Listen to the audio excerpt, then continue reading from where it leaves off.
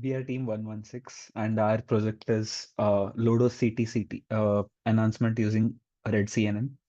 So the motivation behind this project is that whenever a patient has to undergo any X-ray for any kind of diagnosis purposes, they undergo a lot of high radiations, which are not really good for a human body when they are when produced at like a lot of extent. And then, so what we wanted to do with this project is like, if a person were going to go through an X-ray, what if they were provided with the low dose of that CT radiations and still expecting a better image?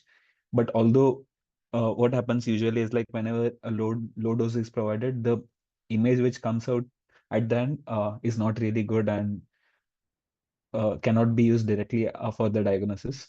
So we are building a model which will take a low dose CT image as an input and provide an output of a higher dose or near standard dose image. So when I say standard dose image and a low dose image, this is what it might look like. So the first image which is present, that is a standard dose image. So uh, that would be produced whenever a normal dose of radiations is given while taking an CT scan or an X-ray. While if there was a low dose, so the second image would be there, and the second image doesn't tell a lot when it comes to a diagnosis perspective, and that is where the model which we are building would be helpful. So the data source which we are using is one of the Kaggle data set. It's called Lodo CT image and projection data. It contains a paired a normal dose as well as low dose. So that pair is present, and that is what we'll be using for it. And the images are suitable for supervised training of denoising models. So as I've mentioned, input and output consist of low dose and denoise CT images, and then model actually learns a residual mapping from the noisy to clean images. And the goal is to reduce the error while still maintaining the structural similarity of irrespective of what kind of anatomical features it is.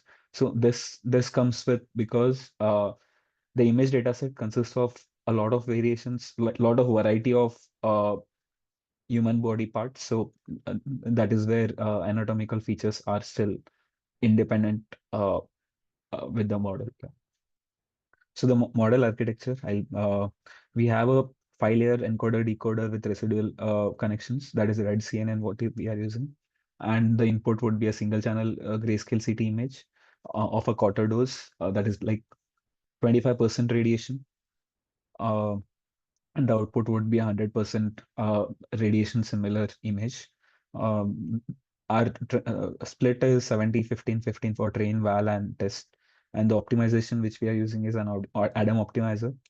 Uh, and yeah, this is how the architecture looks like. So the first row represents an encoder where we are providing a low dose CT image and it is convoluted. And then it is deconvoluted using a deconvolution layer, like set of layers, and then near high dose image is produced. High dose denoised image is produced. So as mentioned, we have uh, low dose CT images, but the thing is like we have three different sets of resolutions, and each resolution has two different slice thicknesses, as mentioned on the over here. And then we are expecting output of a reconstructed image which will be similar to a high dose image. These are the metrics which we are going to be using for this for validating our model. And the highest performance was achieved by 512 cross 512 resolution images with a 3 slice thickness and a soft kernel of B30. We got a PSNR of 3949 for validation and a structural similarity of 70-27% and MSC of 2495. These were the results for 384 cross 384. So we tested against three options as mentioned earlier. And the key findings were that 512 performed the best and the processing time was 5 seconds per image. Uh, a progressive PSNR improvement with higher resolutions. It maintains a real-time processability capability. And these were the comparisons between slice thicknesses and kernel comparisons. So clinical availability, we would say that it will take a approximately 5 second per image for the real time processing, and it gives a consistent performance irrespective of the anatomical regions, as mentioned earlier again.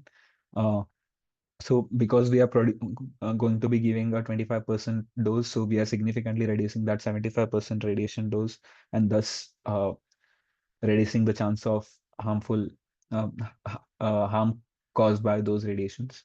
So yeah, and the prior work, which we would say one of our teammates had worked with a professor in their undergrad during one of the projects where they researched about it, and that definitely gave us a good head start.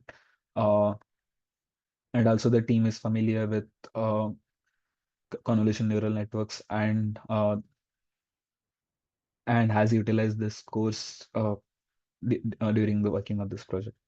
So these were the references. Thank you.